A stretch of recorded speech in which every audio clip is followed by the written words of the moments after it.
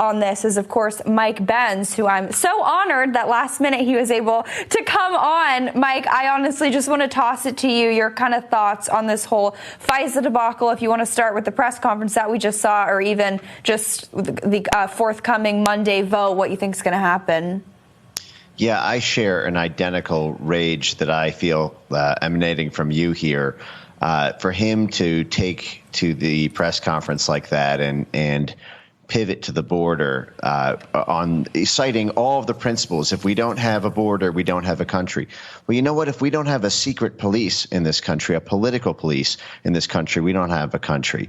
You know, this idea that, oh, don't worry about it. There's checks and balances on it now. No, there's not. It's an empty check. It's a blank check for the FBI to do whatever it wants, and it's bluster instead of balances.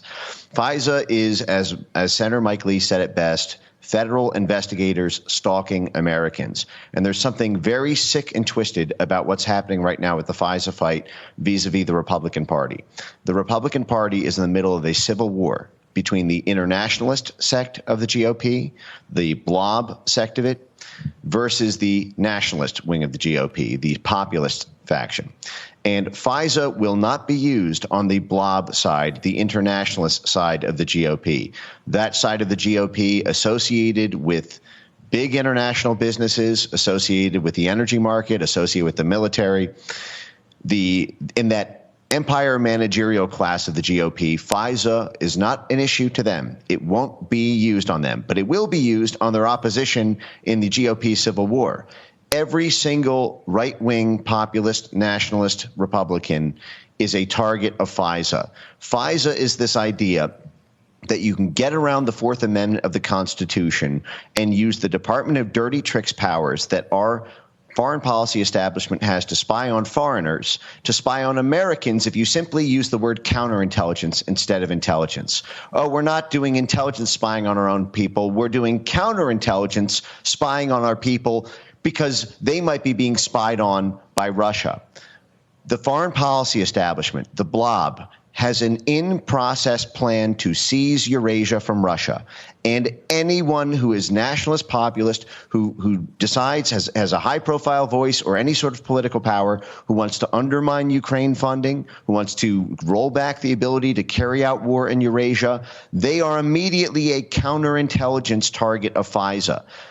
Any crooked FBI agent can make the argument that if you do not support another $60 billion this year, $100 billion later this year, $1 trillion over the next 5 years to Ukraine, then you are helping Russia. Well, why are you helping Russia? Well, we better find out to decide if you have Russian contacts. So, boom, now they can plant. They can tap your Wi-Fi device. They can listen to your phone while you're on the toilet or while you're making love to your spouse.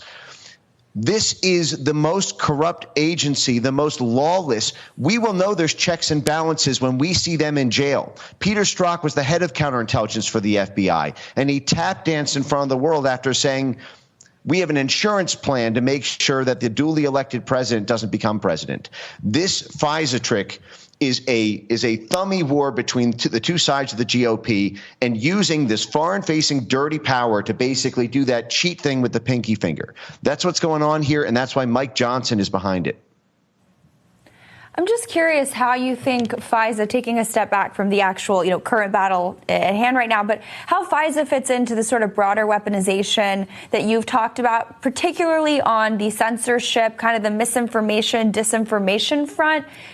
How important of a fight is this in the context of all the ways that they have weaponized against us?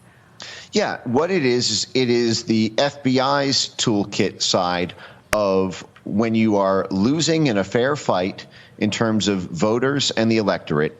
And so you need to resort to dirty tricks like censorship or like prosecution or like mass domestic spying on everything to find the crime, because every minute of life you're being monitored by the FBI. So just like with censorship, the only faction that was ever censored were populists, which was in this country, that's MAGA Republicans, nationalist populist Republicans.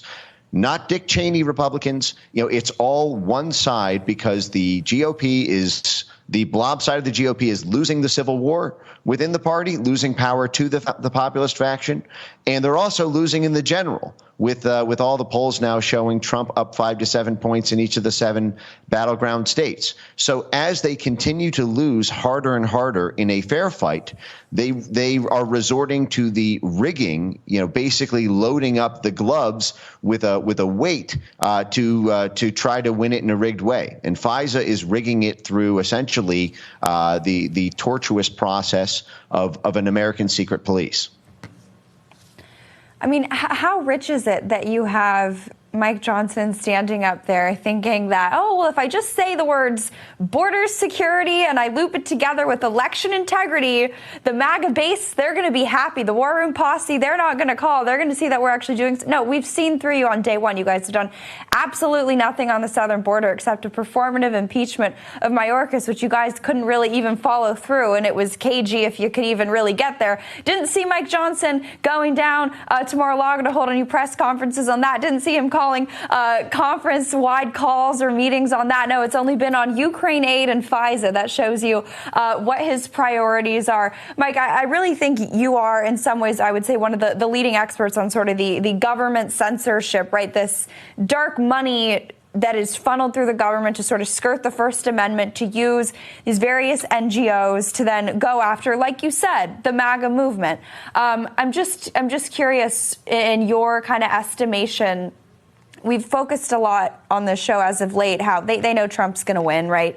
Or at least in the polls, he's dominating. And they've sort of been cutting out these various ways, whether it was re-upping the ad hominem attacks. They've tried to pretend like they're tough on immigration, of course, the lawfare. But do you think that this doubling down on FISA, the spying on American citizens, of course, this dovetails quite nicely, I think, with a lot of their talk about cybersecurity scares and your domestic terrorist threats because you voted for President Trump.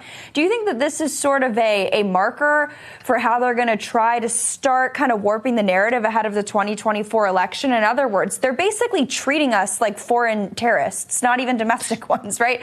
They've sort of upped the level. Like, how do you think this fits into the 2024 election kind of narrative? Yeah, I mean, say it with me now. Russiagate now, Russiagate tomorrow, Russiagate forever. Russiagate will never die, and FISA is the ultimate weapon to be able to skewer anybody ensnared in a Russiagate allegation, because the Atlantis' foreign policy faction's goal is to seize Eurasia from Russia and using U.S. taxpayer funds to fund that war. And if Americans decide, you know what, we want to focus on ourselves, we want to build our own roads, we want to be able to have affordable housing, affordable health care, we want to be able to build our own beautiful kingdom. And what's happening in Eurasia is basically for the benefit of a bunch of oil and gas companies and a bunch of military contractors and a bunch of Chamber of Commerce companies that don't even have their manufacturing here anymore. And while that fragile quasi-military, quasi-political campaign is being waged, and we are in decade, 7 of that, as long as that is the plan of the Atlantis foreign policy blob, Russiagate will always be here as the ghost hanging over everyone who wants to focus on our own domestic priorities because of the dirty trick power of being able to use a FISA-type power, a foreign-facing dirty trick power, in order to knock out a domestic political opponent who is undermining support for that Atlantis foreign policy blob. And so they're intricately interconnected. The internet censorship apparatus in this country was established through Russiagate. And then once Russiagate basically, temporarily died in the summer of 2019 with the Mueller probe having nothing to back it up, then they simply transitioned to a democracy predicate, which is the same foreign policy watchword used to overthrow governments. It's the same dirty trick, except FISA arms the FBI. So as soon as Russiagate 3.0 breaks out in full, FISA is going to be weaponized to try to purge the Republican Party of any sort of dissidents, to clear the way for a Nikki Haley or Dick Cheney type Republican to take the helm again. Mike Benz, as always, it's an honor to have you in the War Room. I'm sure much to the dismay of the Biden regime. If people want to follow you, stay up to date with your analysis, I'm sure this weekend you'll be coming in hot on X. If people want to follow you and support, of course, your organization, where can they go to do all that? Yep, it's at Mike Benz Cyber on X. That's the best place to find me.